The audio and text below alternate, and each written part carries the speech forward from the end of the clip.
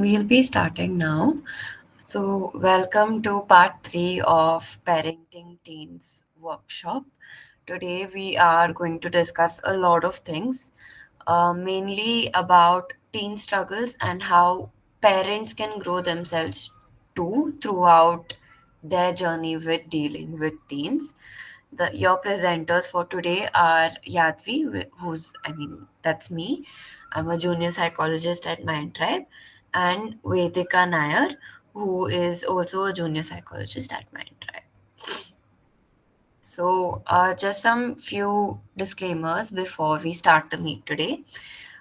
Today, please refrain from taking any screenshots, any video recordings, because this is the intellectual property of MindTribe.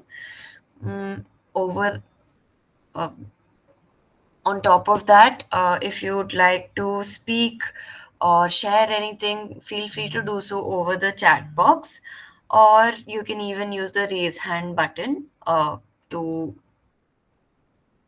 open your voice, sorry, to sort of speak, and we will call on you and we can engage one by one. Or please feel free to I'm sorry. Please feel free to um, share things because this will be a bit interactive, and you will get a lot of takeaway from today. But also at the same time, this is a safe space and it is confidential. So please refrain from any violence or gossip or misinformation. We can start the presentation now. Right. So first we will be starting with what consent is. Mainly we would have all heard this term, right? Consent, and yeah, there is a lot of talk about consent these days, which is a good thing. But first, let's understand exactly what consent is. Consent is mainly an agreement between two parties. Um, it's an agreement or permission that is expressed either verbally or through actions, and this verbal affirmation or this verbal permission is given very clearly. It is affirmative and it is mainly voluntary, which means that both parties are voluntarily engaging in this action, right? Both parties can mutually understand this. And the key characteristics of consent is that it is conscious, wherein you're not coerced, or you're not drunk, or you're not incapacitated to give this agreement. It is also enthusiastic. It's a clear yes. It's not just silence or um, the absence of no. It is also specific, wherein you are very intentional about what you're doing. It's for a particular act and not a blanket permission, right? And finally, it's ongoing, which means that consent needs to be present throughout the act or throughout whatever the agreement is going to be about, and it can be withdrawn at any time. Right now, why are we talking about consent and why should we talk about it in a parenting workshop? So, talking about consent with teens helps parents teach their children to recognize any inappropriate behavior from adults or their peers, or for them to just understand that there are certain things that you can say no in, and there are certain ways that you should never be treated in, and you can make your own boundaries. You have to agree with things that you are going to do. Things cannot be forced upon you, right? And I know that it can get uncomfortable because consent will involve talks about sexual activities as well, and as parents it is a very uh, uncomfortable topic for us to talk about. But more than that, it's about how important it is for them, because consent plays a huge role in sexual activity. So it is very, very important to talk about it. And it's normal to feel awkward about this with teens. You don't need a perfect speech, you can just keep it simple. Firstly, you can remind yourself that I know this is awkward. This is awkward for me. This must be awkward for my teen too, but it's important. And we can go about this in a way that's mature because, both of us are trying to get through this. We are trying to understand each other. And if I want my teen to be safe, I need to do this, right? When in and there is a golden rule to follow, that when you're in doubt, just ask. You can just ask them questions and you can respect the answer, or if they try to create boundaries, you can respect that boundary too. And you can start off with some smaller minor topics, like sort of talking about hugs and sharing pictures and jokes or touches at school. So these are some starting off points that you can talk about. You can ask them questions like, have you always felt comfortable when you've hugged somebody? Or have there been moments when you felt uncomfortable while hugging people, or with certain jokes, or with someone touching you? If yes, you can share, and you can definitely keep a boundary with this. You don't have to go along with things, right? Finally, there are gray areas of consent because it's not always black and white. Sometimes what might seem like a yes is actually something that's not a complete enthusiastic or valid yes. It's just a misinterpreted or manipulated yes. So some gray areas of consent can include intoxication, when a person is under the influence of substances or alcohol. That time, their yes does not exclusively mean yes, because they're not functioning at 100 capacity, right?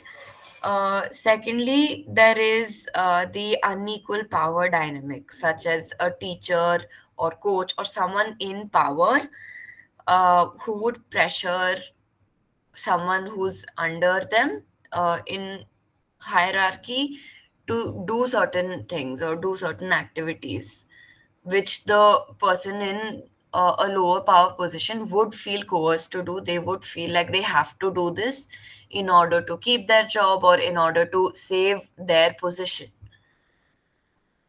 Another gray area is when a person is receiving a lot of pressure from their peers, or they perceive a lot of pressure from their peers, where they also feel the need to do certain things because their peers are doing this.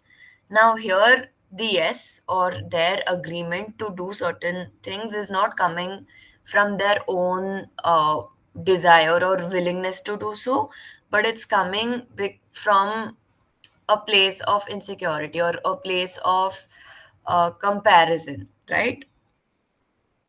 Finally, image sharing without consent. This is also a gray area because initially, teens or anybody might have shared images or sensitive images willingly, but the person they've shared it to might share it further, right? And that is not something that you have given permission to do. So that's not something that you were agreeing to while you shared those images.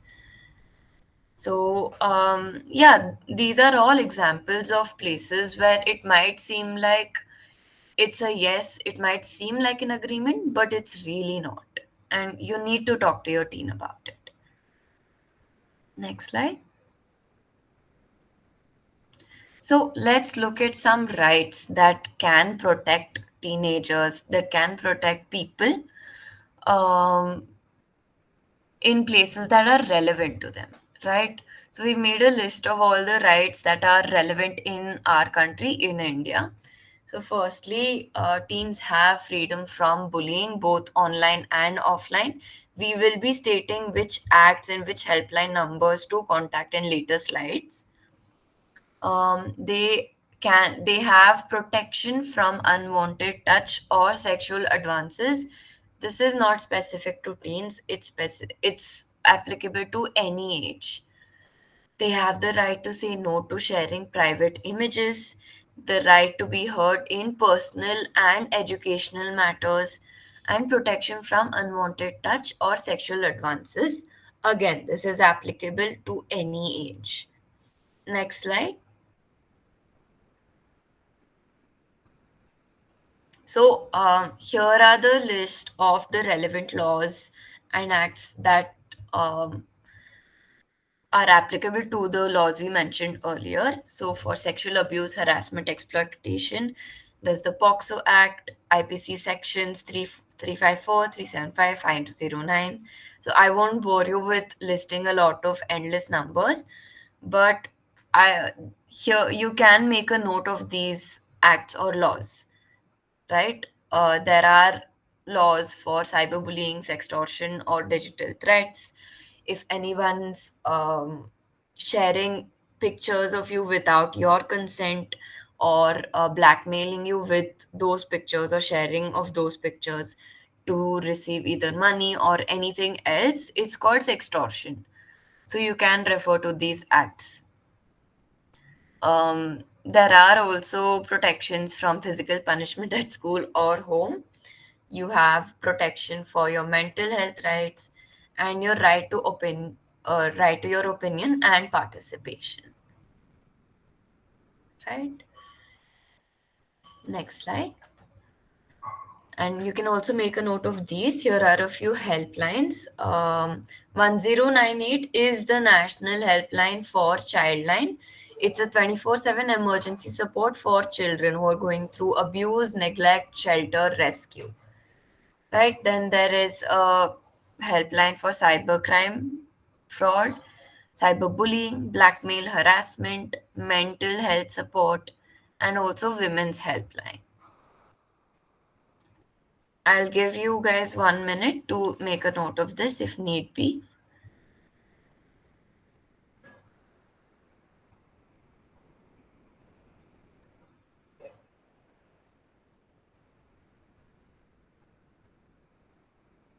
Right, so let's move on. Now, looking at social media, this is a topic that we cannot go without, right? In anything that we discuss, this plays a role. So, firstly, for parents, since social media is something that came up uh, a little bit late, not something that they were used to, it is normal for them to have some ideas about this that we might not agree to, right? But let's look at things from their point of view because, firstly, they have a valid concern for safety. You guys, as parents, are very much um, valid. You are very much right in your worries because in the cyberspace, bullying does exist, grooming exists, sextortion exists. So your concern for safety is very much valid. It's not something that teens can just brush away. But the right way to balance things is by balancing freedom with safety, because you cannot completely do away with social media. If we are being realistic, a realistic approach would recognize that social media is deeply woven into our lives. It's how we connect to people, it's how we form an identity, it's how we learn so many things, and also maintain friendships, right? Expecting total avoidance or constant monitoring is impractical. It can backfire too. So, how do we balance this? So, the way to balance freedom with safety is firstly, teach them consent, teach them how to say no, teach them refusal skills, right? Anything that they do not want to do or they know that they should not be doing, teach them how to say no. that it's not, also teach them how it's not okay to just go along with things because they're happening to you, right? You can draw the boundary somewhere. Secondly, you can teach teens how to block or report people. That is another very useful digital boundary that you can draw. You can share helpline numbers with your teen because maybe sometimes they might be scared of getting in trouble with you, and they might not share the extent of issues that they're going through. But if you share helpline numbers with them, they can sort of just keep things in mind. Next time they get in trouble, if they want to deal with things alone, they have some sort of support, right? We have a response. It is sad. Yeah, it's a sad thing, but at the same time, it's also useful. It's very relevant in today's world. Now, the way you can talk about things with teens about social media is by having sideways conversations. Now, sideways conversations are the effective way to reach teenagers because instead of announcing, like, okay, now we're going to have a talk about your social media use, you can use natural opening. Like when there's a new news story about cyberbullying that comes up, or when they're scrolling through feeds, you can just ask them questions about it so that you can introduce safety topics. So you can sort of be like, you can ask them questions like, uh, how do you know if a new follower is safe to accept? Right? When you're going through feeds, how do you know that this is not something that's, sort of changing your point of view? And are you sure that your mental health is completely safe when you're looking at things? Okay, we have responses in the chat box. Teens should be given reality check of social media. If they think every life on social media is true, they will also end up becoming like that for having a dopamine hit and won't chase real things in life. That's very true, Sri Lakshmi. They need to not reality check, they just need to sort of be educated because it's a new world for them, right? They might think that whatever's going on is the entirety of the world, but sometimes just putting your phone down and looking at things around you would sort of contradict that viewpoint, that because the internet feeds off of your reactions. The more agitated you are, the more you would scroll, the more you would engage with content. And social media's primary objective is that. So the way you can like sort of help your teens cope through it is just sort of asking some questions that, okay, is the thing that you're looking at online, do you also see it reflected in the world outside you or around you? Because people only portray good or best things in social media. For business and other useful purposes, it's good, especially for good content. That's true, Sri Lakshmi. Also, in today's world, we cannot deny that it has become a part of our daily life. We catch up with friends, we talk to people, we keep in touch through this. It's not just for work, it can be used in our daily social life as well. It is deeply ingrained. We can't do away with it, right? Lastly, online radicalization. This is one major risk, not just in teens, but in a lot of people who use social media, where people are gradually drawn towards extremist groups or harmful ideologies because their content is targeted, right? The communities or influencers that they are a part of, they are all targeted towards their viewpoint or aggregating that viewpoint. Now, adolescents, though, they are more vulnerable because they are currently searching for belonging. They don't have an identity yet, so they look for it in social spaces like social media. Now, for adolescents, um, Their strong emotional responses to injustice or identity based issues might make them more vulnerable towards this. Some warning signs that you can see in them could include maybe a sudden withdrawal from people around them, adopting extreme ideologies like us versus them language, or secrecy about their online activity. Parents can respond with curiosity. Try not to respond with panic because that will drive the teen further away. Asking open questions, encouraging critical thinking, and monitoring changes in behavior while keeping communication open is the best thing to do in this situation.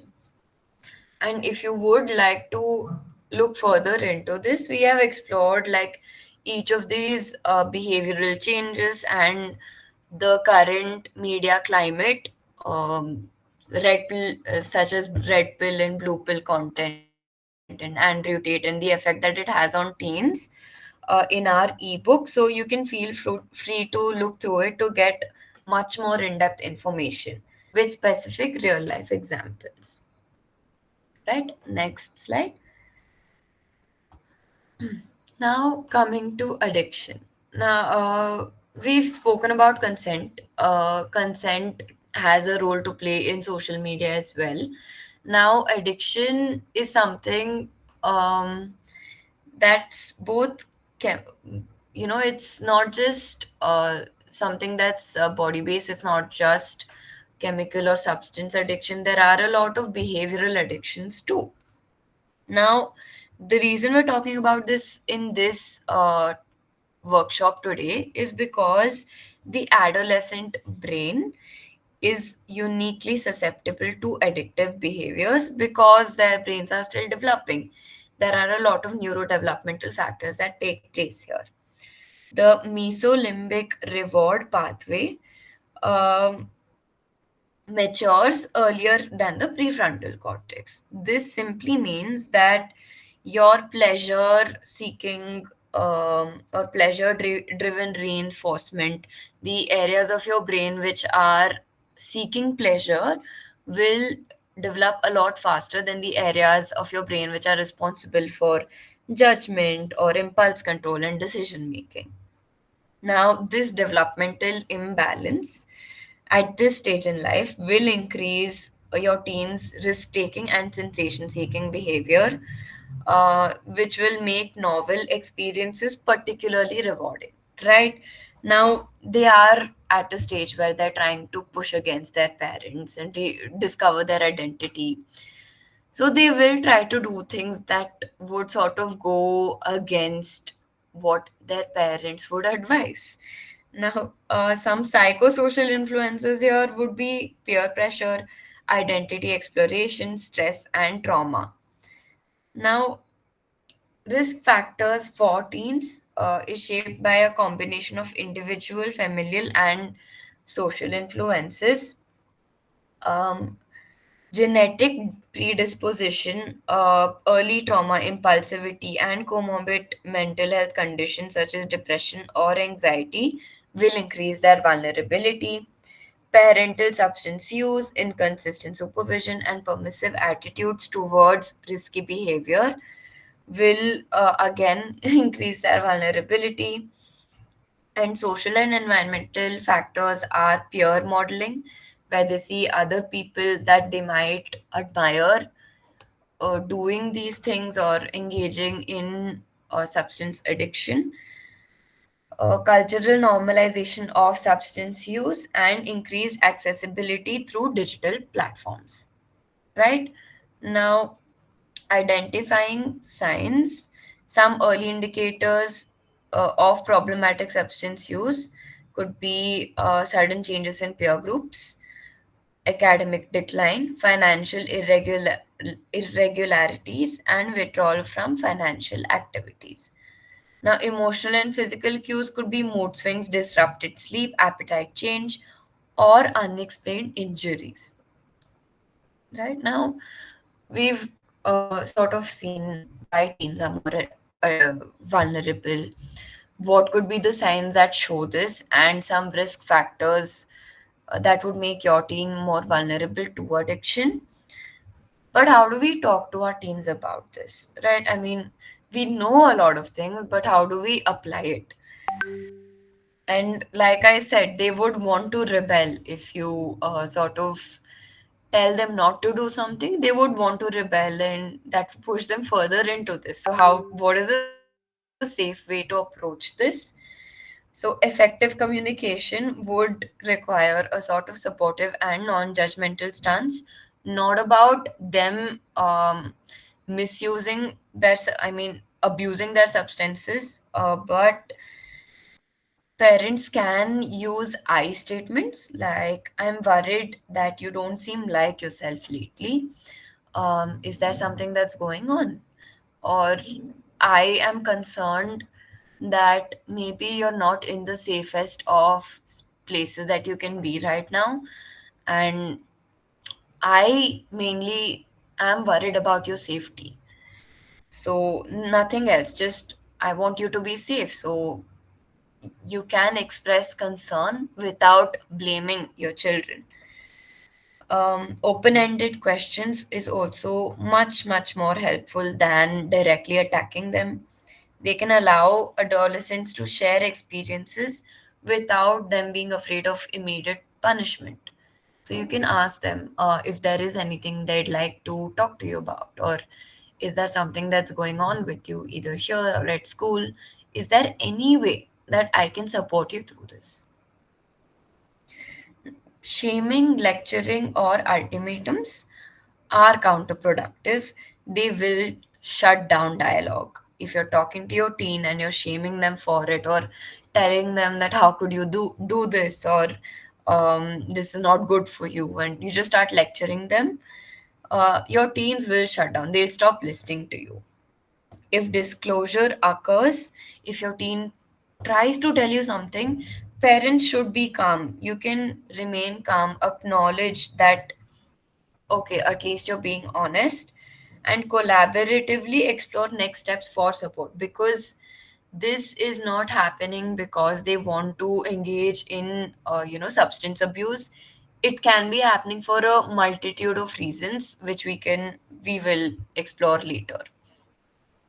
Some preventative measures that you can use as a parent is consistent supervision, but yeah, give them their privacy too. Setting clear expectations with consequences, that if they're found doing something, or if such and such a thing happens, you'll be there to support them, but they will also face consequences for their actions. Cultivating a warm, trusting parent child relationship, and also teaching your teens coping strategies for stress, such as physical activity, journaling, or mindfulness. So it will give them healthier alternatives rather than going towards substance abuse. So when adolescents demonstrate persistent inability to control behavior despite harm, exhibit withdrawal symptoms, or even experience severe academic or social decline, or they might even express suicidal ideation, professional help may be needed. At this time, please do not hesitate to get them the help that they need. At this time, do not think about what others might think. Do not think about what will happen next. Just think about their safety first. Right? Next slide. So, like I mentioned in the previous slide, there are certain areas of your brain that are developing. There are certain of your brain areas of your brain that are still a work in progress. Right now, the reward pathway is something that plays a huge role when your teen's brain is developing. It's mainly central to reward processing. Now, it works like this. Um, Substances and certain behaviors would artificially elevate dopamine levels. Now, there is a circuit in your brain that will receive these dopamine signals, right? It is a circuit that we call the reward pathway. This is primarily regulated by dopamine. Please keep your videos off. Yeah. Now, The way this works is when you do something that is exciting or that creates dopamine within your brain will pick it up. Right now, when this is doing that, it will release dopamine, and you'll feel like this really good feeling. You'll feel a certain high in your body or in your brain, which will make you sort of appreciate this activity or this behavior more. Now, what happens is if you keep doing this, if you keep engaging in a certain activity, behavior, which induces dopamine, your brain will sort of make this connection that if I want to feel good, I need to engage in this activity. The reason for this, the reason that this exists in the first place in our brain, is that initially it used to reinforce behaviors that were essential for survival. Right? We used to get dopamine from, like, okay, if we were sort of running or we were doing fitness or some physical activity, running or anything that was good for us, that would sort of give us a dopamine rush. And this was a good balance because we're doing something that's good for us and it's inducing dopamine. So we make that connection between the two. But in today's world, there are so many things that can artificially create that high, such as substances, alcohol, drugs, or even any sort of addiction. Reward pathway is mainly responsible for that. Now, substances and certain behaviors can artificially elevate dopamine levels, signaling the brain to prioritize these activities. Teens have poorer impulse control and their regulatory systems are still developing. So, the amplified dopamine response combined with their immature regulatory systems, this makes them more prone to habit formation and compulsive behavior. This will make them more at risk. So that's why teens are at a greater risk for addiction and substance abuse because their brains are literally hijacked by the reward pathway. There is a literal artificial high that's created in your brain. Right, next slide. So let's look a little deeper into substance addiction. For some teens, substances feel like a quick fix when their emotions get overwhelming, or um, for some others, it could also be a way to gain social acceptance because of peer pressure. So, teens will use substances to self medicate, either to cope with anxiety, depression, trauma, or low self esteem, or for social acceptance. Now, it is important for parents to know that addiction is not about your teen being weak or careless. Teens are going through something overwhelming and confusing times where they don't have an exact idea of right or wrong. They just need to know how to survive in the current climate, in the space that they're in right now. And this space would be very much muddled with emotional and hormonal shifts. So it would be like, it would feel like a war zone for them in their brain. So providing the right guidance and a safe space can be much more of a relief that you can than you can imagine, right? These seem like very basic things, and we have been repeating this for so long, but the only reason for that is because it has a much more vital role to play than any of us might think. Now, substances can interfere with how the brain encodes things. After a certain point, what would happen is, like I said, your brain would start to associate or encode this behavior, this substance usage behavior, with pleasure, right? And in your brain, in your memory, it would be encoded as such that, okay, um, In whenever in the past I used substances, I did feel better when I was feeling bad. Now this will sort of create a conditioning inside your body, inside your mind, that if I'm feeling bad and I need to feel better, this is something that I've done in the past and this might help me again. So this is how memories get encoded, and the more you do it, the more the encoding will be, the stronger the association gets, right?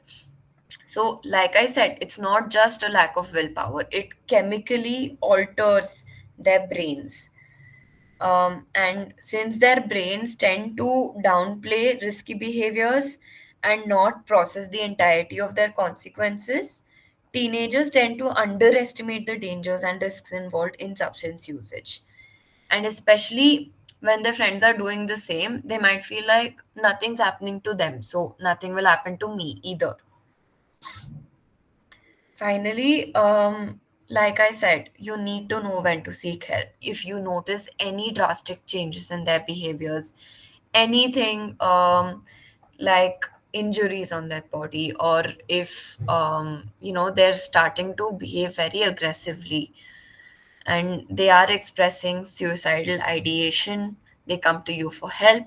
Please take them to professional help, because they will need it. Any help that is not trained, that is not professional, it won't just not work, it will in fact damage their mental health, or it will damage your teens too.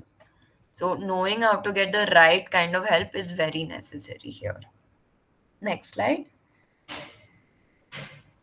Right. So we've spoken about some chemically altering substances and how they can play a role in our brains.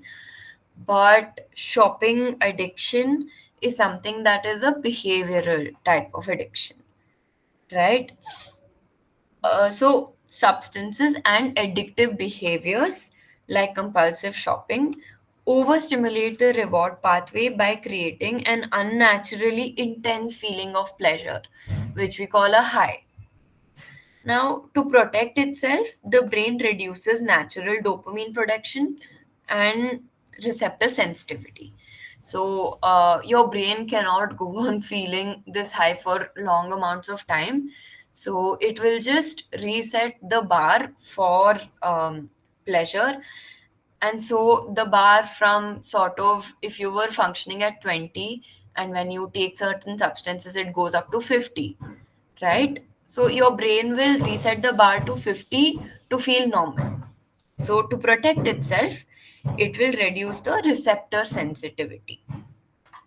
So over time, what happens is that the individual needs more of the substances or behavior to feel normal.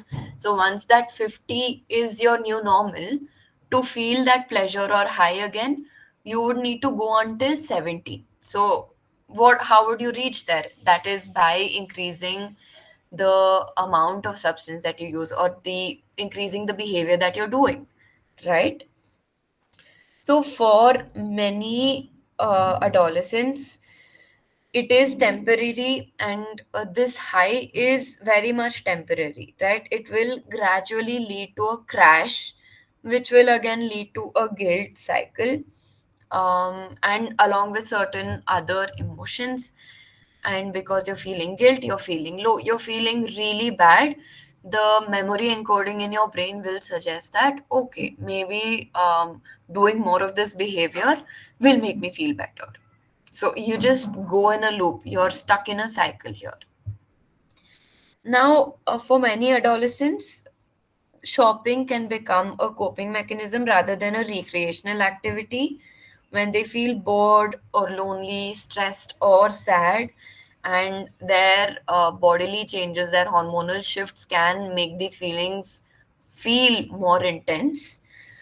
The act of browsing and buying will distract them from difficult emotions. The problem is that the relief is short lived, and they may find themselves relying on shopping every time life feels overwhelming. Now, research shows that compulsive buying behaviors can begin as early as 12 to 14 years, especially since in these years they're at a developmental stage where their sensitivity towards reward and their sensitivity towards risk taking behavior is like at an all time high, where they're vulnerable towards it a lot. And early recognition here is crucial because earlier these habits starts, the more likely they are to carry it forward into adulthood. Now, the reason that it's a much more greater risk today is because, firstly, there's a lot of things that we see on social media. There's a lot of uh, things that might make us feel insecure, and teenagers are more vulnerable to insecurity, so they might see other people doing things or wearing certain things or buying a lot of things on social media, and that might make them feel like maybe I need these things too to feel more secure or to feel better about myself. Moreover, today we can buy things at just the tip of our hands. I mean, we can buy anything online. So, this entire behavior or accessibility towards this has become a lot more convenient, right? And since they're also trying to project identities, they're also trying to form identities, teens may use material possessions to construct and project a desired image of themselves to their peers, to show themselves as something better, that they feel is something better than they are. Now, here family attitude towards money plays a huge role because when families experience financial strain but they avoid transparent discussions about it, teens may develop anxiety about money and respond with either over control, which is hoarding, or avoidance, or overspending as a way of coping. Both patterns are associated with financial insecurity in adulthood. Moreover, having a free hand with pocket money that you're giving your teens is also something that you wouldn't advise. Structured financial finances are much more recommended here. Research also finds that parents who equate money with status or emotional reward, like spending as a way of showing love, right? They would be unintentionally reinforcing materialistic values in their children. And these values are linked to higher risks of compulsive buying and overall lower well being. Next slide. So, I will be handing it over to Vedika, who will be taking this forward now. Okay, thank you, Yadvi, and good afternoon, everyone. Since we are already talking about addiction, it's also important to firstly talk about porn addiction as well, because I know this is a sensitive topic again, but it is also as important as any other addiction. So, now we'll be covering these aspects of what is porn addiction, why are teens at risk, and signs that you parents can watch out for, how to deal with it, and also certain prevention tips. So, first, let's talk about what is porn addiction and why to talk about this in the first place. So, porn addiction refers to a compulsive need to view pornographic material, even when it negatively affects your daily life, studies, relationships, or mental health. So, it's not just about curiosity, it becomes a problem when your teen starts to depend on it for emotional comfort, stress relief, or even escape. And why talk about this is because in today's digital world, we know that children and teenagers are growing up with unprecedented access to the internet. So while this brings many advantages, it also exposes them to content that's not age appropriate, like pornography. Even though sex is still a taboo topic in many Indian households, ignoring it doesn't protect children. Instead, silence can also lead to secrecy, shame, and misinformation. So now we'll look at certain risk factors. We'll try to understand why Indian teens, especially, are at risk for porn, and what are the signs that you as parents can watch out for. So, before moving forward, firstly, I want to know from you all present here that how many of you all do talk about sex education with your children? You all can either type it in the chat box, give a thumbs up, or unmute and share.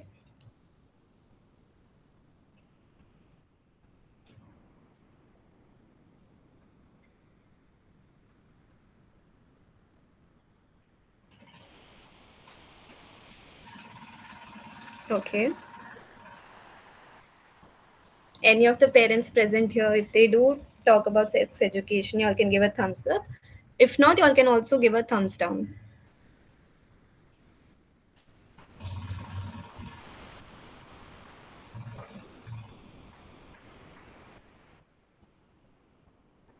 Okay, so I believe that's mostly a no. Okay.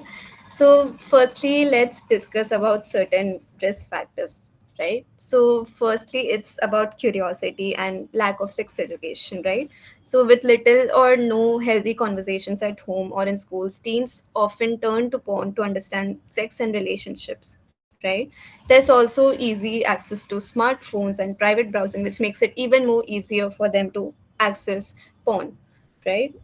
Also, there are emotional struggles where pressure from studies, loneliness, or conflict at home can also lead to escape through such content, right?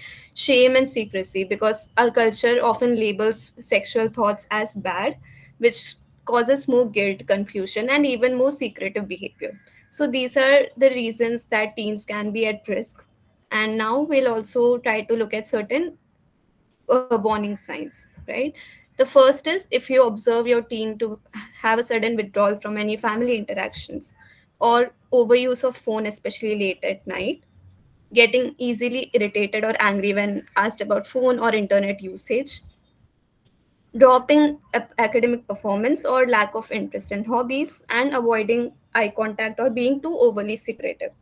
So these are certain signs that you as parents can also watch out for. These will be also provided in the ebook, so I would recommend you all to even buy the ebook, so these things can be handy whenever you would like to refer to it, right? So let's now discuss about how to deal with it. Now that we've discussed about the risk factors and warning signs, let's see as parents how can we deal with this thing. Firstly, it is to create a non judgmental space. The biggest gift that you can give your teen is an open and safe space to talk, not just about porn, but about emotions, relationships, body changes, and curiosity. So instead of reacting with anger, try to understand what emotional need they are trying to meet. Next is starting early conversations about sexuality. So, age appropriate conversations from childhood about consent, good touch, bad touch, and even healthy relationships can reduce curiosity and confusion later.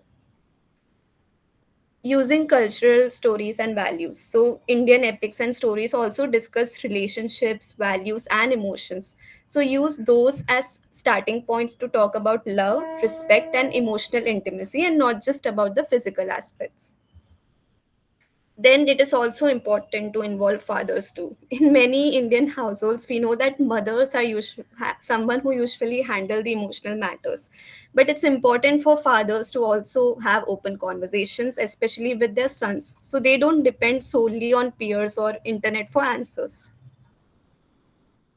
Nextly, it is important to monitor but not to spy. Using parental control tools, setting healthy screen time limits, and keeping devices in common areas. But do this with openness, not in a way that breaks trust, not in a way that your teens feel like they're always being watched. Next is to teach them emotional regulation. Help your teen find healthier ways to deal with stress. It can be through sports, music, journaling, even family time or talking to someone trusted, which can also help. Because often porn addiction isn't usually about sex, but sometimes it is about them trying to escape their negative feelings. So, there it becomes important to teach your teens a little bit about emotion regulation so they don't switch to porn to deal with such negative emotions. Lastly, Seeking professional help is okay. If your child is deeply struggling, don't hesitate to consult a child psychologist or a therapist, because therapy A is long not time punishment, ago. it's more of a support. Now, there are certain prevention tips also for parents. Firstly, engage in regular family time where eating together, shared prayers, and even evening walks give natural opportunities to connect emotionally with your teen. Then you can also involve your teen in certain cultural activities, involving them in music, dance, drama, or even traditional learning that builds their identity and reduces certain emotional gaps. Then, talking about peer pressure, especially in co ed schools or tuition centers, friends might introduce your teen to such content. So, you need to teach your child like how to say no and why, right? Then, healthy discussions about love and marriage. Give them a realistic and respectful perspective. Not just say, don't do this, but say, this is how to build a meaningful bond. So, basically, a closing message to parents over here: your child needs guidance and not punishment. So if you discover that they are struggling, it means that they're still trying to understand life and they need you. So be their safe space. When parents replace fear with curiosity and anger with empathy, real change begins. So now let's move on to redirecting this risk seeking behavior into productive activities. So, for teenagers who are struggling with risk seeking behavior, like it can be for substance and porn addiction, it becomes important to channel their innate need for novelty, thrill, or even emotional escape into more healthy outlets. So, let's look at some culturally relevant and evidence informed strategies that parents can use. Firstly, let's understand the root of this risk seeking behavior, where it's coming from. There can be emotion regulation issues as well, as we had discussed. Teens may use substances or porn to cope with stress, with loneliness, with boredom, or even low self worth. Now, to explain better, there is a case example over here. So, Arjun, a 16-year-old boy, feels neglected as both parents are working late. He turns to online pornography as a source of comfort and escape when he feels lonely or anxious. Arjun later begins experimenting with alcohol to numb his feelings after failing an exam. Now, what insight we can gain through this case example is that Arjun lacks emotional outlets and coping mechanisms for stress. So what he does is he turns to easily accessible behaviors that give temporary relief, like porn and substance, right? But we know that this is unhealthy for the long run. So this example clearly shows emotion regulation issues, which leads to risk-seeking behavior. Next cause can be of a neurobiological drive, as we had discussed in yesterday's session and today's session as well. The adolescent brain craves dopamine spikes, and risky behavior is something which provides this. For example, Ria, who's a 15-year-old girl, is a bright student but is constantly bored. So, the thrill of watching explicit content or sneaking alcohol with friends gives her a sense of excitement that she doesn't get from her routine academic life. So, what insight we can gain here is that the adolescent brain is wired to seek new experiences. But without healthy stimulation, teens may chase more high risk behaviors that offer quick dopamine spikes. Another route for risk seeking behavior is peer pressure and curiosity. Again, something we have already discussed. Social environment plays a huge role, especially in urban Indian settings. So, let's see how peer pressure and group identity works over here. So, an example could be Krish, a 17-year-old boy, feels like an outsider in school.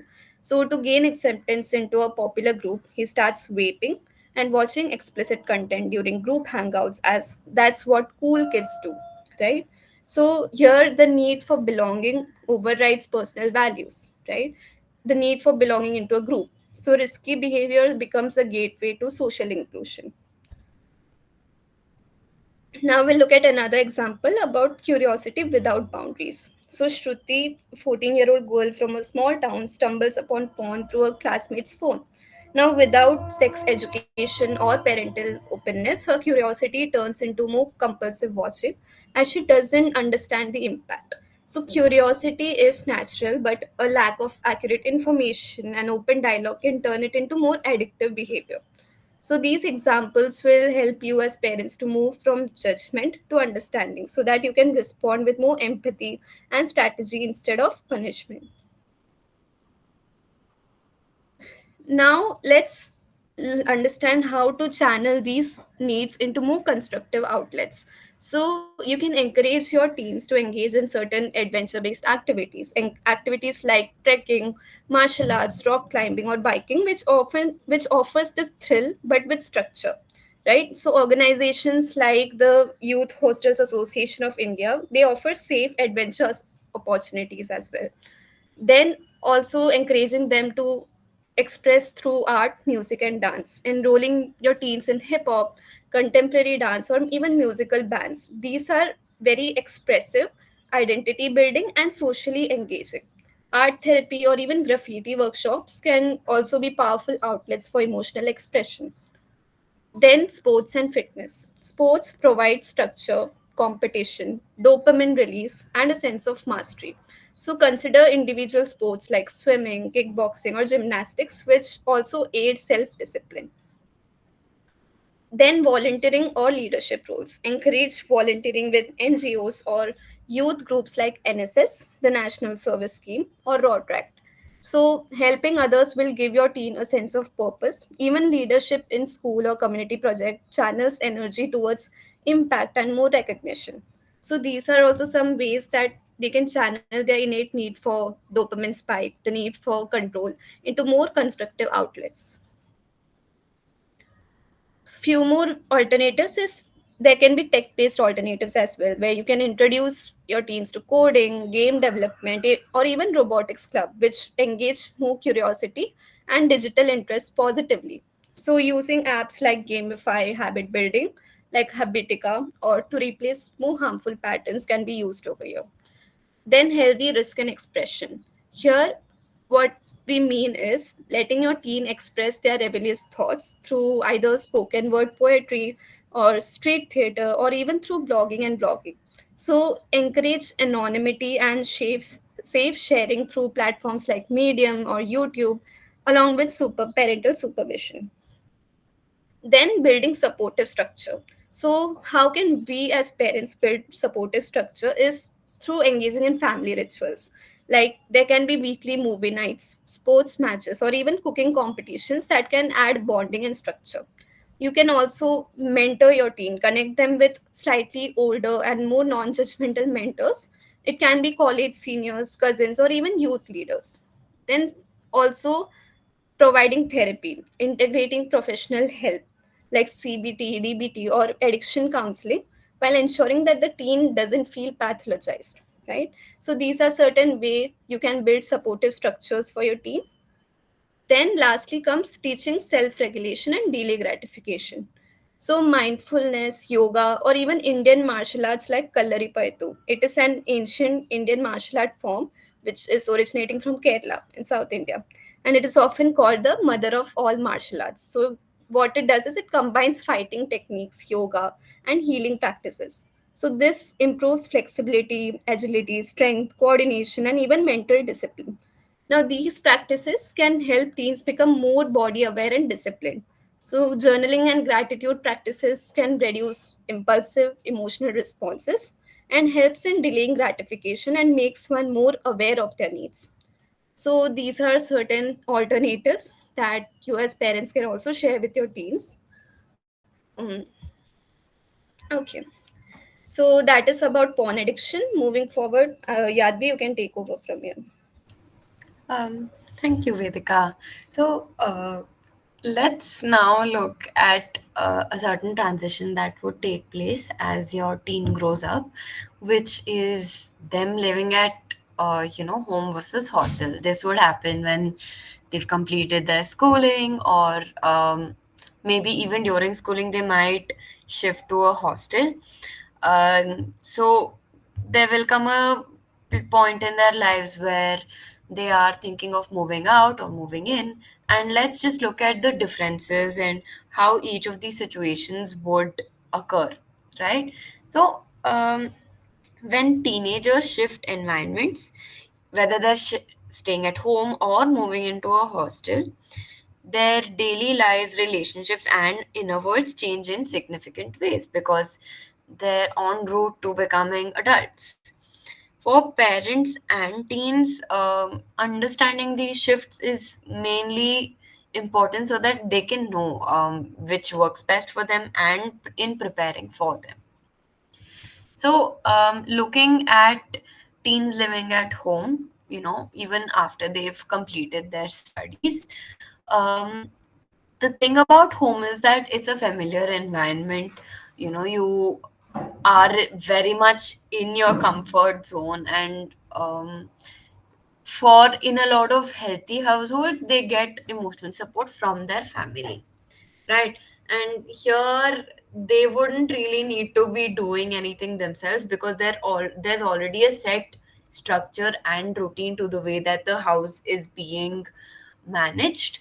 So their parents would be managing routines, food and hygiene because they have been doing it for so long.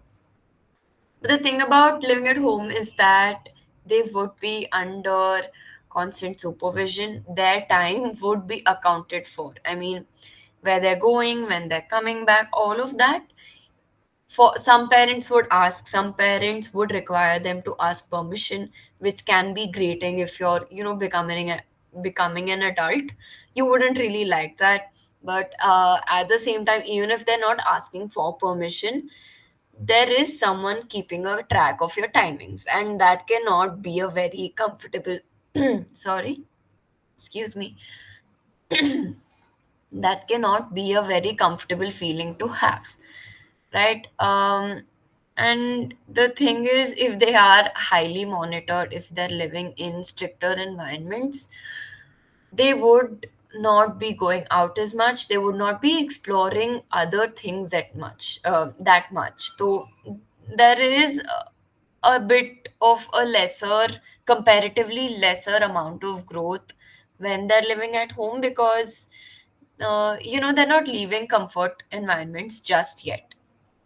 And since you have your parents at home with you, they would be very much involved and they might be asking you about your academics, whether you're being responsible enough.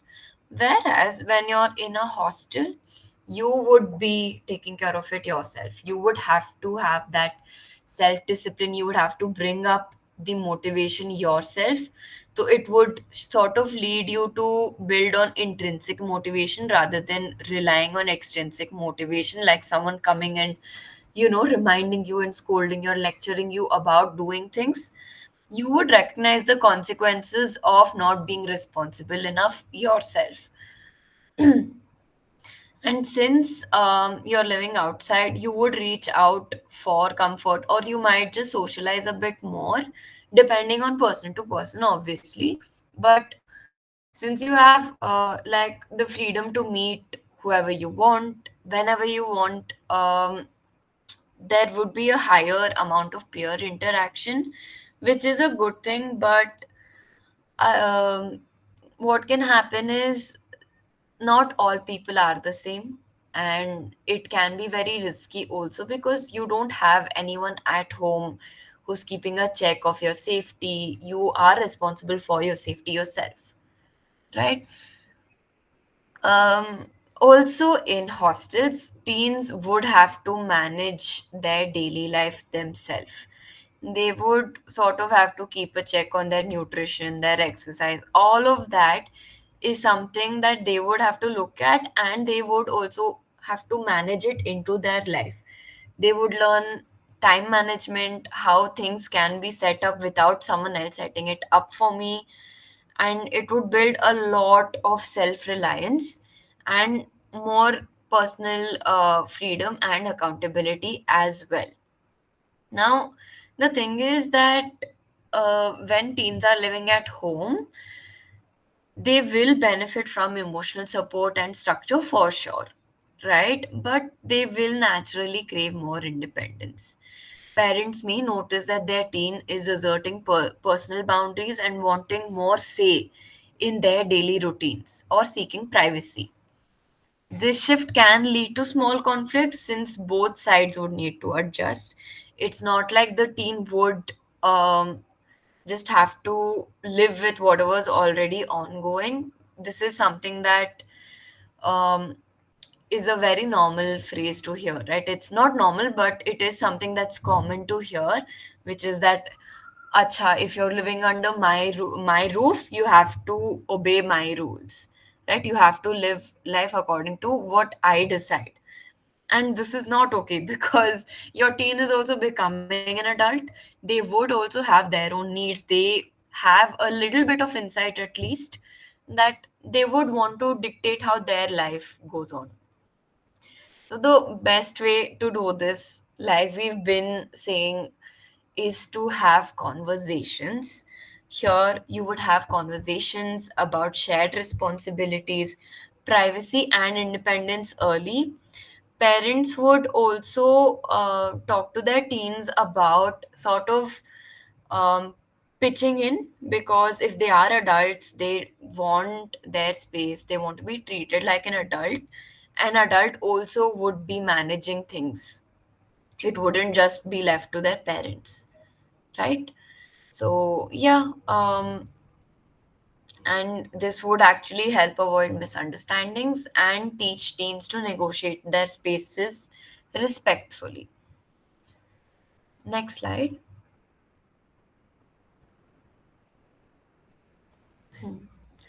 Right. So after they have left, uh, there is something that is bound to happen sooner or later. If your teens are leaving their your home, which is something that we call emptiness syndrome. Empty nest is basically when a teen leaves the nest, they leave their home, and parents now are suddenly, alone. But there's two of them, but they feel a lot more alone because suddenly their schedule of like packing school lunches and keeping track of academics and school timings, all of that is gone. Their lives are suddenly not revolving around their children anymore. So, this transition into the empty nest phase is very much major in identity shifting.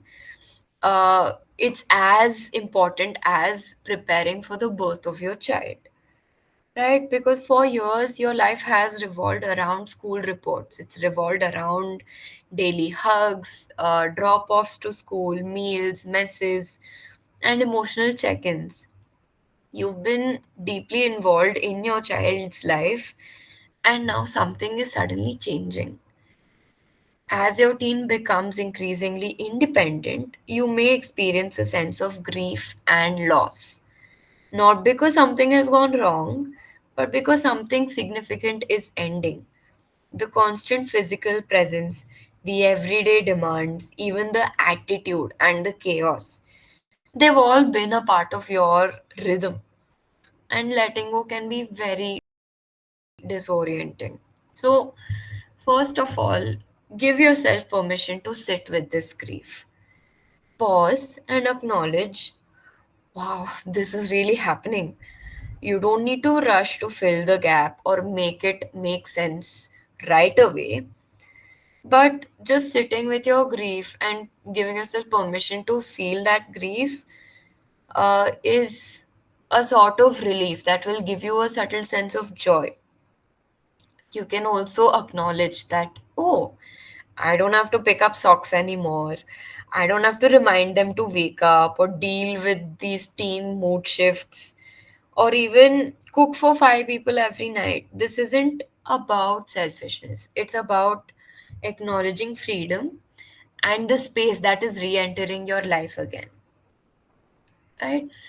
However, a common mistake that parents make is that they do not evolve their parenting style with time. because with changes in your relationship with your children, you'll also see a lot of changes in your own personal life. Um, this phase is about them trying to begin building a life of their own. So you will also have to start doing that side by side. Your relationship with the adult version of your child is going to be different, and you will need to reevaluate this change. So, maybe some questions that you can start asking them to discuss this new change is like, our relationship will change, and that's okay. I'll always be your parent, your safety, and your lighthouse. But as you grow, how would you like our relationship to feel? Is there anything that you want to change now that you're an adult and you're not living under my wings anymore? Another question you can ask them is, how can we stay connected even when you're far away? Because before, when we used to fight, or maybe when there were conflicts, when you were going through things, we could sit together and solve it, right? Because we were in the same space. But those things won't be the same anymore. So, how do you want to solve conflicts when we're not together anymore? Even the way we deal with fights will have to change, right? This can help you plan how your relationship is going to be moving forward. It's not going to be a surprise or a jump start for anybody. Now, okay, now that we've looked at how your relationship with your teen is going to be now that they're an adult and you've grieved your old relationship, there is something that we're missing here, which is ourself. Because here you have been given a brand new chance to, rediscover yourself and just look at your life suddenly like it's your own again. And uh, I know it's been a really long time since you've had children, so a lot of things have changed. But what if now you have a sudden opportunity to recreate your identity, right? And sometimes what happens is that parents can tend to let go. They may feel a lot of negative emotions because there's nothing else to do in their life now that their teen is gone, and they do not take that step towards creating a life for themselves. But that's not okay. You need to create your life again. You need to sort of create an independent life that is not revolving around your teen anymore, because now you finally have the time and space. So ask yourself this question, like, when I finally have the time and space, I want to do dash. Right now that you figured that out, you use this as an inspiration to move forward. That what does the previous version of you, the version that wanted to do a lot of things, is there anything that this version of you can reclaim from that version? And it's time to ask yourself, who am I outside of being a parent? Because the absence of school meetings and daily touch points can feel unsettling, but it's also freeing. You can reconnect with your own community by building emotionally validating friendships. You can explore your own interests, goals, and maybe some forgotten joys. Maybe try out some hobbies and activities that you used to do before but don't anymore. Those things can really, you can, I mean, they're obviously not going to be the same as you used to do them before, but now you can just reevaluate that, is this something that I can still do, and if yes, is this something that I still want to do, right? So this is how you're going to be building your new life. Planning ahead for the empty nest will help parents adjust more smoothly and reduce feelings of loss, because you have something to look forward to. A good first step is to redefine your identity beyond caregiving.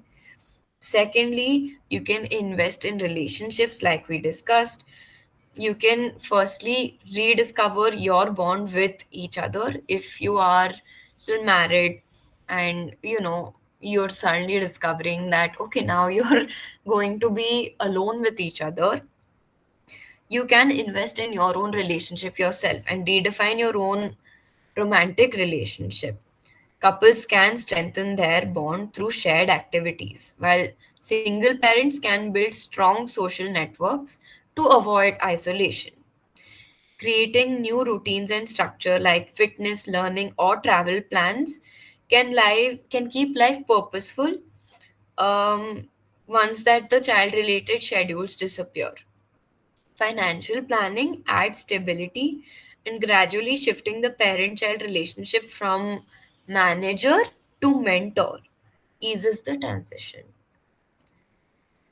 And in short, treating the empty nest as a new life stage to prepare for rather than an abrupt ending allows parents to enter it with confidence and renewed direction.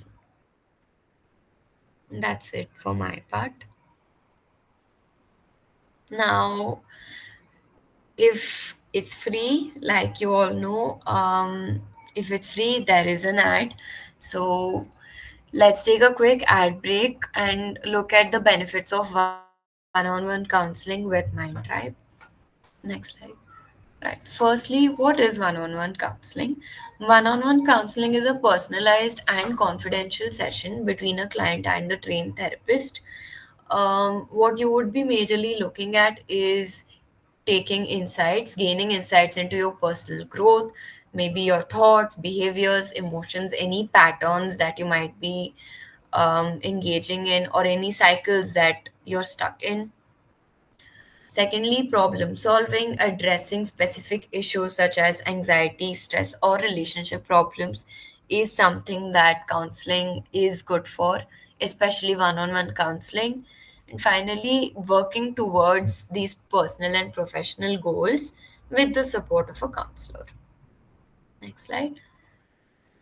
Right. Now, specific to this workshop today and from yesterday and today, we have created and curated this ebook where we not only cover all the content discussed here, there's a lot more that goes on there. There's a lot of fun activities that we've included, many things that they're kind of like a fun workbook that will help you work through a lot of parenting questions that you might have.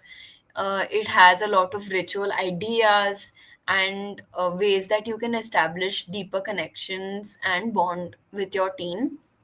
And all of this is research based, it's not just random.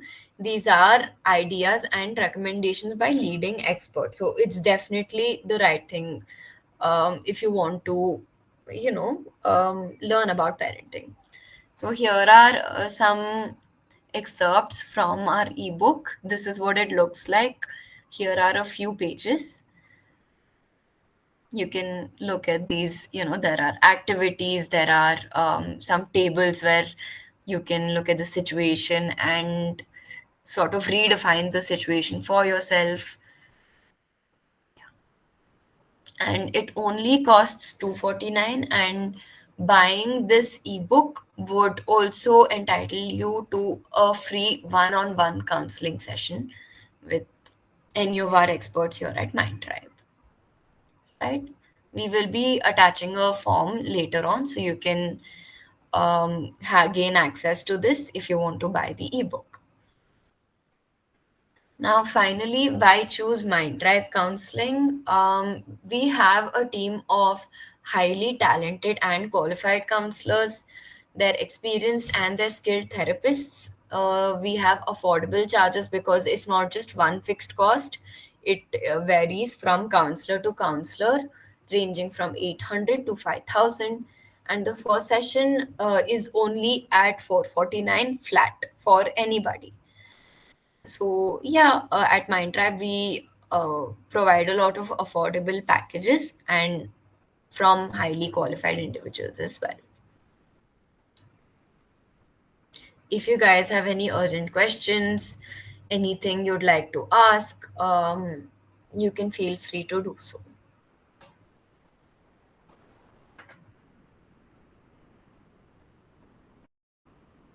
If not, we can move on. Over to you, Vedika. All right, thank you, Yadvi. So now we've come to the almost last part of this workshop. Now we'll be looking at a different topic where we try to understand teens' interpersonal and romantic relationship without any shaming. Okay, so let's move forward. So, teenage years, which is from 13 to 19, are a time of emotional, social, and even psychological growth. So, during this phase, teens start forming more deeper relationship outside the family. It can be friendships, it can be crushes, romantic interests, or even peer groups. So, these relationships will help them explore their identity, their values, and even boundaries. So, why do these relationships matter, right? They provide emotional support, where friends become key sources of comfort, especially when teens feel misunderstood at home, right? It also provides them with a sense of belonging, where being accepted by a group will build their self esteem. Then they also engage in exploration, where romantic interest or even close friendships will help teen understand intimacy, trust, and vulnerability. They also learn boundaries, right? They begin to understand what feels right or wrong emotionally and socially. So now that we've looked at what are these relationships, why do they matter, right? There's a question for all of you, parents over here. What are some qualities that you hope your child looks for in a friend or in a future partner? Like, have you ever talked about this with them? Please feel free to share your experience. You can either type it in the chat box or you can unmute yourself and answer.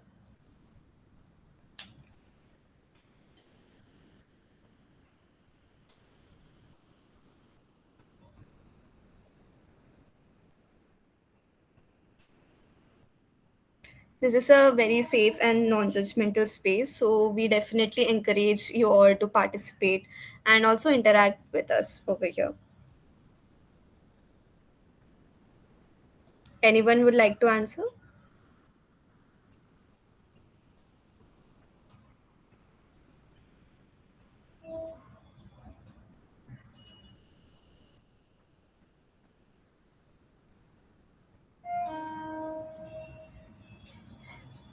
Okay, no one. All right, no issues. So let's then understand what are some common challenges that teens face in interpersonal relationships, right? First of all, teens are navigating relationships in a world that is rapidly changing, but many still live in environments which are rooted in traditional expectation. Now, this can create a conflict between their personal desires and even societal or familial norms, right? So, let's look at each of these challenges which teens face in their relationships. First is peer pressure and the need to fit in. So, teens often feel pressure to even look or dress a certain way, especially in urban or social media driven environments. They conform to friend group norms, using slang, attending parties, being in a relationship just to be seen as cool. They also hide things from parents to avoid any conflict, especially around friendships or romantic interests. In many Indian homes, there's a strong emphasis on obedience and respect for elders, which can make teens feel like they can't be open what about what they're going through socially, right? So this is one challenge faced by the teens throughout. The next is romantic feelings and crushes. Teens may begin experiencing romantic or sexual feelings. Many Indian parents shy away from conversations about these topics, but for teens, these feelings are real and natural. The challenges that can include is feeling confused, guilty, or even ashamed about their feelings, being afraid to talk to parents about a crush or an attraction, not knowing how to navigate boundaries or respect in romantic interactions. Romantic relationships are often considered taboo or even inappropriate before marriage in many Indian households. So, this can lead to secrecy, sneaking around, and increased emotional risk for the teen. Next is conflict between family expectations and peer influence. So, teens often feel torn between what their friends are doing and what their parents expect.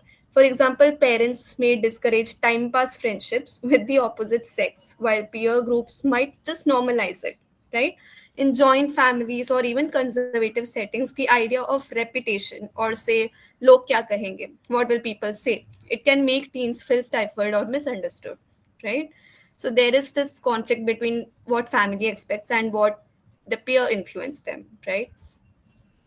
Next comes miscommunication and emotional intensity.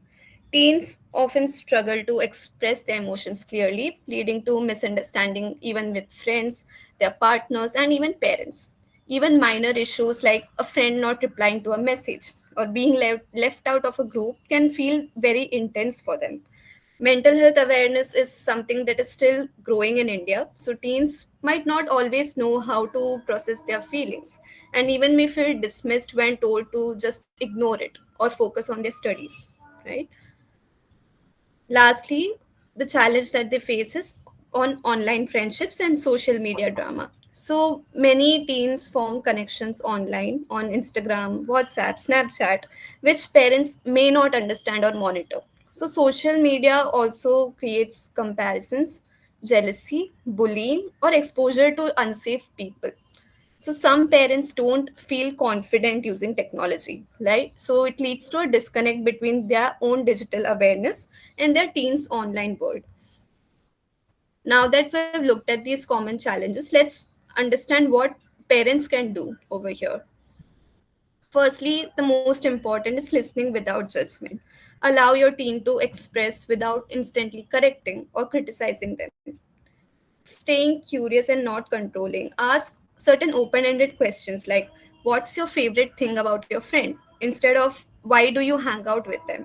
So there's a clear difference in this kind of conversation. Then educating, not just instructing. Instead of saying don't date, talk about certain emotional readiness, talk about consent, and even on healthy boundaries.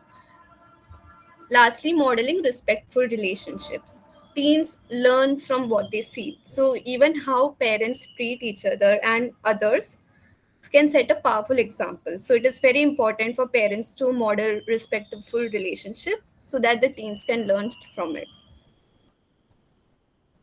Again, we have certain warning signs over here when to worry when your teen are in a relationship, because we know that not all relationships are healthy. By relationship I mean friendships, right? It can be romantic relationship as well. So here are some red flags that parents should look out for. You all can either also take notes of it, but these are also available on the ebook, right? So these are, the first is extreme isolation. If you observe your teen suddenly cut off with old friends or spend all their time with one person, that can be a warning sign. Next is loss of interest. They stop engaging in hobbies or studies, especially if linked to someone's influence, right? There's emotional distress as well. If you observe them frequently crying, if they're angry, anxiety, or even mood swings after certain interactions. Then over dependence. They feel like they can't live without someone, or they base all their decisions on that one person, right? It can be a friend or it can be a partner as well. If you see any signs of manipulation, like guilt tripping, controlling behavior from a friend or a romantic partner, then certain secretive behavior where if your teen is always hiding the phone, sneaking out, or lying frequently, the, also, lastly, comes low self esteem. They start speaking negatively about themselves or even show signs of feeling not good enough. These are certain warning signs that you can look out for in your teen, but these don't always mean that something is seriously wrong. But they are invitations to connect more deeply. So, approach them with love and not interrogation. If you want to build a bridge of trust with your teen, let your child know that they can talk to you about anything. Validate their emotions even if you disagree. Create certain regular moments of connection, like it can be through evening walks, chai time, or even shared hobbies, right? Okay. Moving forward, let's try to understand why is it important to discuss about romantic relationship, right? But again, I have a question for all of you over here. If suppose a child wanted to talk to someone about a romantic problem, do you think they would come to you? If not, what could you do to change that? Anyone can feel free to answer this.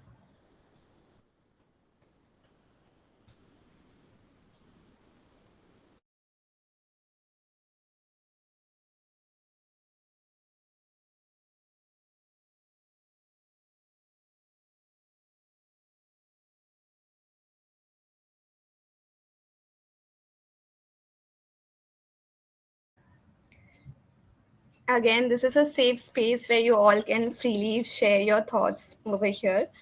So I would really like you all to share this, your thoughts on this. Right? If your child wants to talk to someone about a relationship problem, would they really come to you? Right?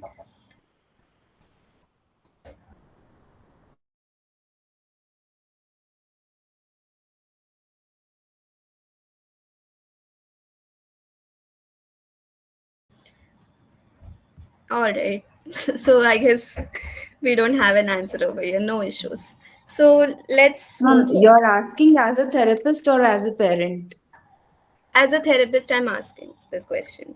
The question is like, why is it important to discuss about No, no. uh, The question is, suppose your child wanted to talk to someone about a relationship problem. Do you think that they would come to you? And if they're not, then what could you do to change that? they would definitely prefer to come to a therapist rather than to a parent, because they know that the parent may judge them, they may put some restriction, or they may not allow the child going out or talking over the phones.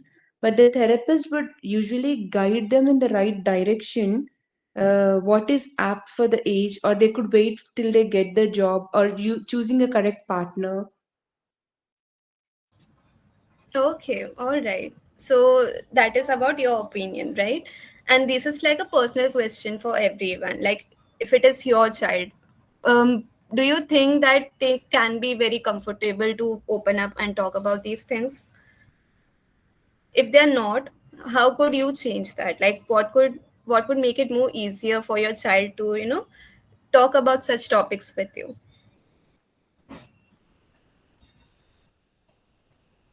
So frankly speaking, even my kid is in relationship with a girl. He's in his teen. He's 17.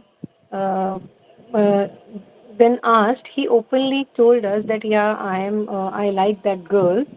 But nowadays, and we have accepted it that okay, let them flourish and let them know each other. If it works, then it's okay. If it doesn't work, then you don't have to take it on your head. But nowadays, when I speak to him about her, he just ignores. I don't know. Though he is in that relationship, but I don't know what's wrong or why he's not answering. I don't understand how to question him. That's a big question for me. All right, I understand. I totally understand. It must be very difficult to have a conversation around this topic, especially it can be very awkward for you being in the position of a parent and him being in the position of a child, right? To discuss on such topics because it is way more easier for teens to discuss it among their peer group, right? But when it comes to parents, there's also a huge age gap and there's a different relationship over here. So thank you for sharing that, Jagisha. We will discuss on this topic and we will also learn how to communicate these topics, these sensitive topics with teens without offending them, with allowing them to open up with you more, right? Being more comfortable talking to you. This. So I'm glad that you all shared these things. So let's now understand. We know that talking about romantic relationships with your adolescent can seem like a foreign territory at first. But some child and adolescent mental health experts say that interest in dating and establishing relationships is normal, especially towards middle to late adolescence. And a blanket ban might do more harm than good. So instead, parents may need to jointly decide on an age after which dating might be considered based on the cultural and family norms and rules and expectations for the same. Also, since these are natural impulses, they are bound to occur. So, curbing them might expose the teen to more high risk behaviors and unsafe grounds. A parent cannot protect their child forever. Therefore, letting them explore safely with parental guidance is what is more essential. So, since it's a crucial stage in their growth, you can strengthen your relationship with your teen and give them advice by handling it more sensitively and honestly, right? So, let us dive into this delicate topic and examine some practical methods for establishing a secure environment in which your adolescent can express their feelings. So, what can we do? The first thing is setting the stage. Here, initiating a conversation about romantic relationship with your teenager requires laying the groundwork for a safe and non-judgmental space. Acknowledge the normalcy of attraction and assure them that your intention is to listen, to understand, and to support. So, by creating an environment free of judgment, your teenager will feel more inclined to open up about their experiences and emotions. Next is do not make any assumptions. One effective strategy for building understanding and trust is to use language that is gender neutral. Let your adolescent define their own experiences rather than assuming anything about their preferences. Now, this method promotes more candid communication, which makes it simpler for your adolescent to express their ideas without worrying about being misunderstood or judged. Next is love versus admiration. Help your adolescent move around the complexities of admiration and love. Assist them in differentiating between the rush of affection and the slow emergence of love. Stress the value of letting relationships develop organically and advise against jumping to conclusions that might not be accurate in the long run.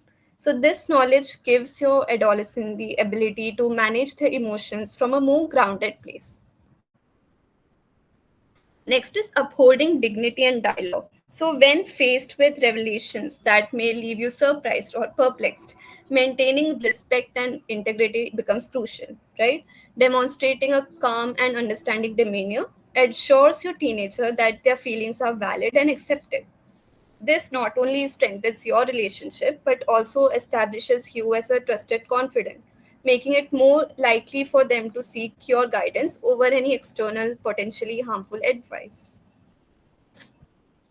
Lastly, comes guiding the way, where you can equip your teenager with the tools to identify what is healthy and unhealthy relationship. So here you discuss the key components of respect, honesty, communication, boundaries, consent, and support. You can also share your own experiences and lessons learned, emphasizing the importance of seeking help if they encounter challenges or abuse in their relationships. So, by imparting this knowledge, you empower your teenager to make more informed decisions and build relationship based on mutual respect and understanding. Lastly, very important is to limit teasing, right? Teasing can seem harmless, often intended as a playful banter, but when it comes to discussing romantic relationship with your teenager, it's crucial to tread lightly because excessive teasing can have unintended consequences, right? Potentially harming your teenager's self-esteem and even creating a reluctance to share personal experiences. Teens are particularly sensitive during this phase of their lives, and seemingly innocent teasing can also be misconstrued as judgment or ridicule, right? So, now I will be sharing some practical examples of how you, as parents, can handle discussions with your teen on these sensitive topics, right? How to engage in those difficult conversations with your teen, right? But before moving forward, I would like to know from you all parents that if at all you have conversations with your teen on this topic, how do you usually go about it? What are the conversations about? It will be very helpful for all of us if we can get to know your real life experiences surrounding this topic. That is the only difficulty, how to start the conversation. That is the question. Right. But as you did share that your teen is in a relationship, right? And you are also aware of it. So have you ever discussed on this topic with him? Yeah, I do often discuss on this, and he also reply on this. But there is something which he hides. I don't know. I don't understand. He doesn't open up clearly, but Mhm. yeah, he talks about it. I do respect that he talks about it. Right. So can you like give us an example? Like you don't have to go in depth, but you can just give us short example of what is it, what kind of question would you usually tend to ask your teen regarding this topic? No, so I ask, so he regularly goes and meet her, and I ask, where have you been, and what's going on around. So he's like avoiding all those questions, you know. Mm-hmm. Whatever I ask, he avoids. No, mama, just don't dig into it, and so like that he just avoid the conversation between them. I just want to understand what kind of relationship is going around, whether it is infatuation or really a love, or you know. So I really don't understand how to, or what questions do I put in front of him to understand their relationship more clearly. Right, right. Okay. So has there been a point where he had shared his experiences before you asking anything? And what was your reaction to it? Like, if you can give an example, that would be really helpful. So sorry, I didn't get. Like, suppose you had this conversation and your teen did share something with you. How was like your Like, initial no, reaction? no, so see, I'll give you example. Like some days back, it was her birthday, and I helped him, gifting her things, making a bouquet with our own hands. Like it's a pure love if you make things with your own hands and gift. So I was inculcating all these things to him, that you should be more. I have no words, but more. You should be more interesting in your relationship, to do things personally, you know, not getting it online or all of stuffs. And he was okay with that, ki, yeah mama, okay, we'll do that. But when he gifted all these things, and when I asked how was it, he just gave a simple answer that yeah, it went good, and she loved it, and that's it. But he was not ready to, you know, go in details and talk to me. Yes. Okay. Right. So it could also be that the most common thing is that he might be shy to share these experiences with you, right? That could be a very common explanation to this. Yeah, yeah, but I just want to break that I Right, right. understand I want that respect. I don't want shyness to come in between us. I want respect to be there between us, talking about. I don't want to be that open that yeah, we are in live in relationship, or with. I don't want to hear all those stuffs. But yeah, I want you to break that shyness between us. You can start talking freely with me about your relationship, about wherever you are stuck, or you can ask me what is wrong. If there's a fight between you all, you can ask my opinion about it. Mhm. But there's nothing like that. I just want to let him be on his own for some time, being he's in teen. So I feel that sometimes it is just an infatuation, or sometimes it is real relationship, you know. Sometimes it's a childhood love that flourishes. Right. But I don't understand what's going on. Right. It can be really confusing in this age, right? Even they, as a teen, they are also figuring out like what do they need from their life, what do they need out of a relationship.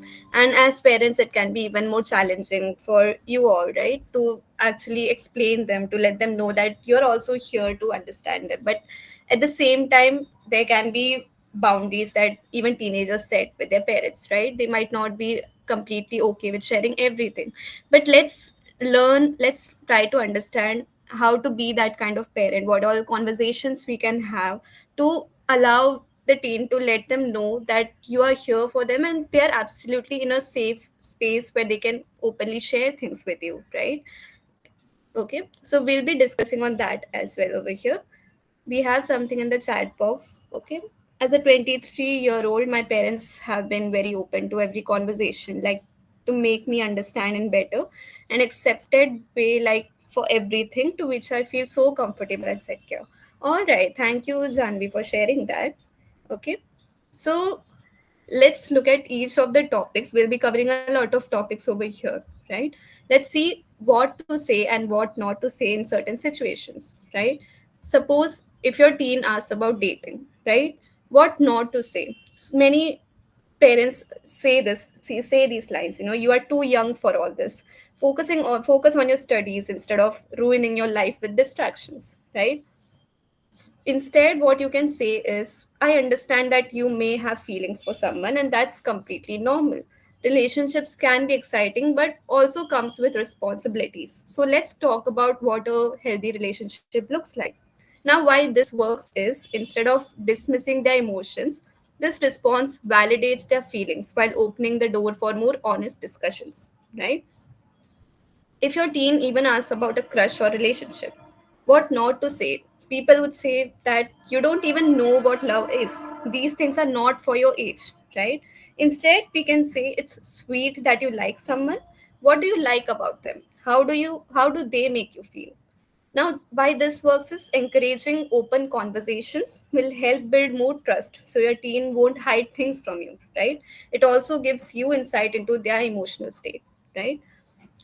if you're if you find out that your teen is in a relationship, so what not to do? Many of the parents resort to threatening them or guilt tripping them. They threaten them by saying, if I see you talking to that boy or girl again, you will be in big trouble. Or if they guilt trip, what will people say if they find out? You're embarrassing us, right? Instead, you can have a more calm and stay more calm and have a conversation like, I see that you're in a relationship. Can we talk about how things are going? Are you happy? Right? Set reasonable expectations. I trust you to make smart choices, but relationships should never come at the cost of your self respect, your studies, or well being. So, this will work as it acknowledges the relationship without judgment and also encourages responsibility rather than secrecy. Now, if your teen wants to discuss physical intimacy, right? Parents usually say such things are not meant for a culture, right? Good kids don't do this. Okay. But what to say instead is, physical intimacy is a big step in any relationship, right? You can ask your teen, have you thought about whether you're emotionally ready? Do you understand the importance of consent and safety? So instead of shaming, this approach will educate them on consent, on emotional readiness, and even safe choices.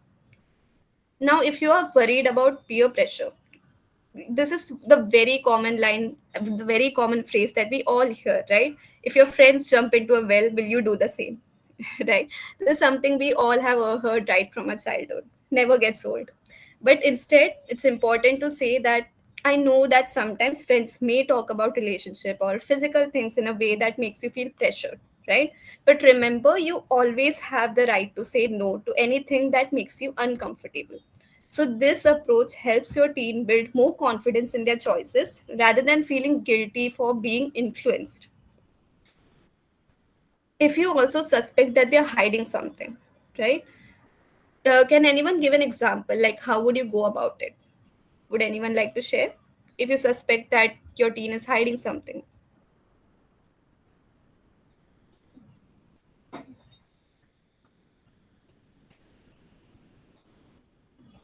Though my child doesn't do that, but still, if this situation, we will get more curious to know, and we'll be after them Right, to know right. it. So, what would you exactly say to your child in those kind of situations? No idea. No. Okay, all right. But you did mention, right, that you would definitely go about it. You would try to know what is it, right? So, what happens is, many of parents do this. Like, they tell that you better tell me everything right now or you're grounded, right? This is one approach that they use. But instead, how to calmly handle this, even if you suspect that they're hiding something, you can say something like, I've noticed that you've been a bit secretive lately. If something is bothering you, I want you to know that you can talk to me without fear. I won't judge you, I just want to support you. So teens are more likely to share openly when they feel safe and not when they're threatened, right?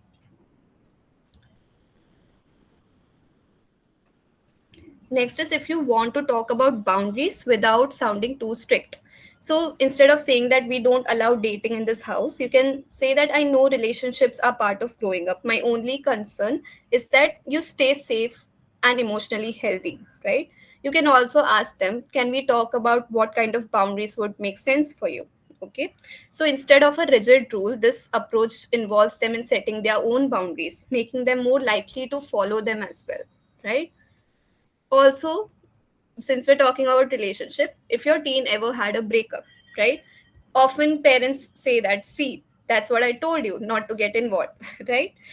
So instead of this, it's important to understand the pain that they're going through, right? And that also in such a crucial age. So you can let them know that, I'm sorry that you're hurting.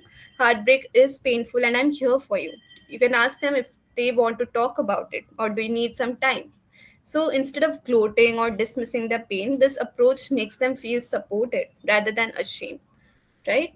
All these, what to say and what not to say, these phrases are provided in the ebook. So if you would buy an ebook, it would be very handy for you that you can revisit anytime to remind yourself, and it can act like a guide for you to have conversations with your team, right? So I would definitely encourage you all to also buy our ebook. So yes, moving forward, if you're someone who are completely against teens engaging in romantic relationship, then it is important to firstly communicate the why behind your values, right? Teens may resist rules if they don't understand the reason behind them. So instead of saying that dating is not allowed in this house, explain that we believe relationship requires maturity, and right now your focus should be on building your future. Love and commitment come with responsibilities that are best handled at the right time, right? So this is how you communicate the why behind your values. Give them the proper reasoning. Secondly, you can also teach them about the consequences without fear mongering, right? Instead of scaring them with extreme consequences like your life will be ruined, right? Discuss the practical challenges being in a relationship, right? It requires emotional maturity. Breakups can be painful, and we don't want you to go through unnecessary emotional turmoil, right? Academic impact. Your studies shape your future. Early distractions might even make achieving your dreams harder. You can also discuss about some safety risks. Relationships involve emotional and physical aspects that require maturity to navigate responsibility, right? So you can over here, you can teach them about the consequences of emotional maturity, academic impact, and safety risk, right? Thirdly, you can create a safe space for open conversation. Even if you do not approve of relationships, make sure that your teens feel comfortable discussing concerns with you. Example, I may not agree with everything, but I want you to know that you can always talk to me. I will listen without getting angry. This way, if they ever face peer pressure, heartbreak, or confusion, they will come to you first instead of hiding things, right? You also need to be mindful of extreme restrictions. Overly strict rules can lead to more secrecy, rebellion, or even unhealthy coping mechanisms. So instead of outright banning relationships, frame it as, we trust you to make wise decisions. Our family values emphasize waiting for the right time, and we hope you respect that, right? And you can definitely offer alternatives instead of just saying no. If they argue that everyone is dating, respond with saying that every family has different values. We believe in waiting, and that doesn't mean missing out on happiness, right? Give them the alternatives. You can enjoy life through friendships, travel, learning, and even exploring your own passions. So this shifts the focus from restriction to more empowerment, right? So, some final thoughts for parents over here is that, first of all, avoid treating dating and physical intimacy as taboo, because your child will learn about it from somewhere. So, it's better that they learn from you, right? Encourage respect, safety, and emotional maturity rather than forbidding things outright. Be the parent that they can talk to, because if they can't, they'll find someone else to talk to, and that person may not have their best interest in mind, right? So lastly, as parents, you all can maintain your morals without offending your teenagers. The key is to explain, to guide, and support rather than to control, shame, or threaten. This way, even if your teen doesn't agree, they will respect your perspective and trust you in the long run. Okay. Now, moving on to the conclusion. This is the conclusion for day one workshop that we had conducted yesterday. Firstly, we discussed about the teen brain and behavior, where we learned that the brain is still maturing. So it's important to stay patient, model calm, and communicate without judgment.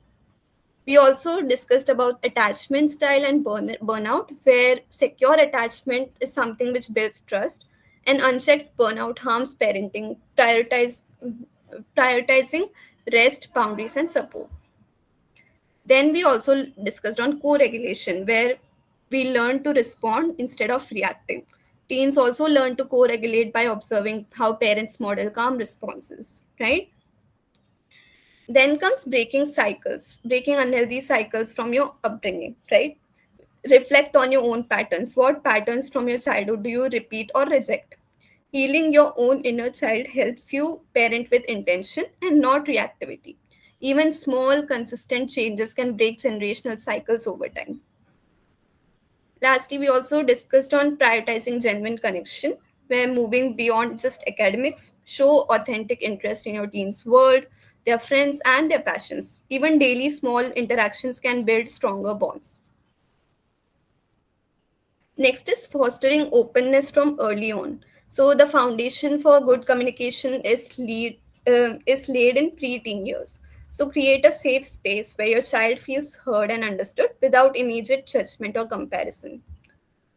Then we also looked at practicing active listening and empathy, where truly hear your teen's perspective, validate their feelings, and even if you don't agree with their choices, you can also use I statements to express your own needs clearly. Then embrace repair after disagreements. We know that arguments are normal, so the strength lies in how you mend the relationship afterwards. So even apologize when needed and actively work to reconnect, teaching resilience and forgiveness. Then we also discussed on balancing boundaries with growing autonomy, right? Respect their need for privacy and increasing independence while clearly communicating and maintaining boundaries for their safety and well-being. Lastly, for day one, we looked at breaking societal comparisons, which is the most common Sharma ji ka beta, where you resist comparing your child to others, focus on their unique strengths, individual growth, and well being, rather than external societal pressures. Now, over to Yadvi for day two. Right, so everything that we covered today, firstly, social media. It's not really realistic to completely switch off social media in today's world. So, what we can rather do is teach media literacy, how to assess the right kind of information, what to take in, and how to set healthy cyber boundaries. Next, addiction risk. The reason why we need to be on the lookout for addiction in teens is because they are developing, and since their brains are developing, they are looking out for um, pleasures, and their risk taking ability, I mean, their ability to comprehend risk is a lot lower. It will make them more vulnerable towards addiction. Next, living at home versus hostel. Firstly, it is two different scenarios. However, there needs to be a shift in the way your relationship with your teen goes forward. So you need to discuss finances, how they are going to support themselves, if they need support from you, for how long. These are things that you need to discuss. You also need to discuss their routines, whether they're staying at home or their hostel. They just need to be prepared that since they're going to be an adult now, they need to start taking care of their own routines. And also, if they are going out, we need to talk to them and teach them how to be resilient, because going outside the nest, going outside the comfort zone is a very scary thing. It's like a sudden shock. So yeah, you need to be resilient so you can just go through this. Next, empty nest. Empty nests are opportunities for parents to explore new interests. At the same time, it's an opportunity for you to create or reimagine a new relationship with your child, where you are not managing their entire life anymore, but you are there as a safety net. You're there to support them. You're more of a mentor than anything. And it also gives you the space to sort of create a new identity now that you have so much time and space to yourself. Next comes mindset shift. So you can sort of just normalize conversations on dating and intimacy. It's not something, you don't have to avoid treating you don't have to treat dating and physical intimacy as taboo. Your child will learn about it from somewhere. So it's better that they learn from you, from a trusted source who can encourage respect, safety, and emotional maturity rather than forbidding things outright. Next, being approachable. The key is to explain, guide, and support rather than control, shame, or threaten your child. This is how they're going to come to you when they have problems. If they can't come to you, they are going to go to other people, and that's a very risky stance to have. Next, educate, don't instruct. Instead of saying don't date, talk about emotional readiness, talk about consent, talk about healthy boundaries, right? You don't have to just forbid them outright, because um, they are going to take their own decisions someday, and that day you don't want them to be in a dangerous place, but rather you can show them the consequences and how doing something will lead to other things, right? Finally, seeking help. Therapy is not a punishment. If your child is deeply struggling, don't hesitate to consult a child psychologist or a therapist.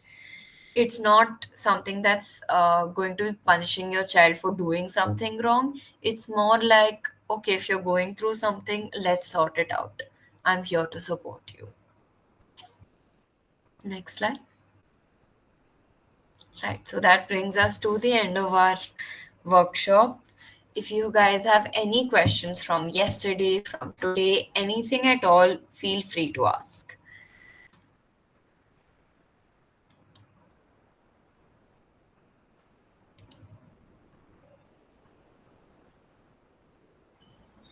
Okay, we have a question in the chat box. Vijapriya, we will get the recording of both the workshops on YouTube. It will be uploaded at the MindTribe YouTube channel, and it will be also shared on the WhatsApp group.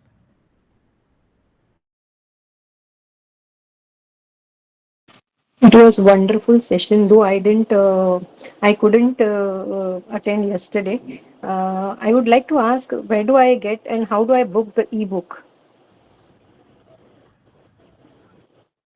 Okay, so the ebook link we are providing that on the WhatsApp group itself.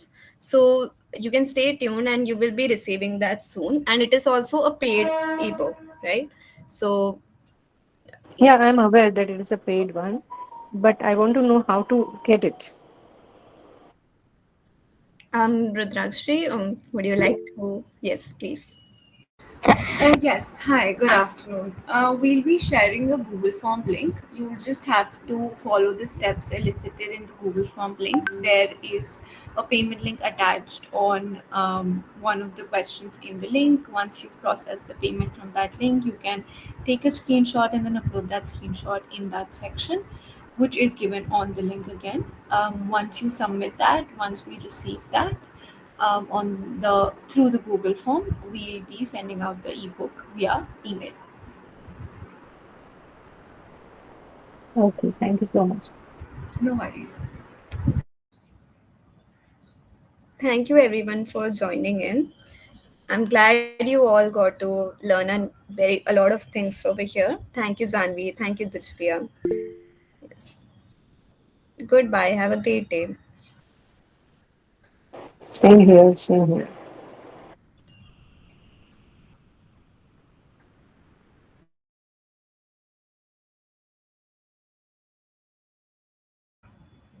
If nobody has any questions, feel free to drop off. We're done with the workshop.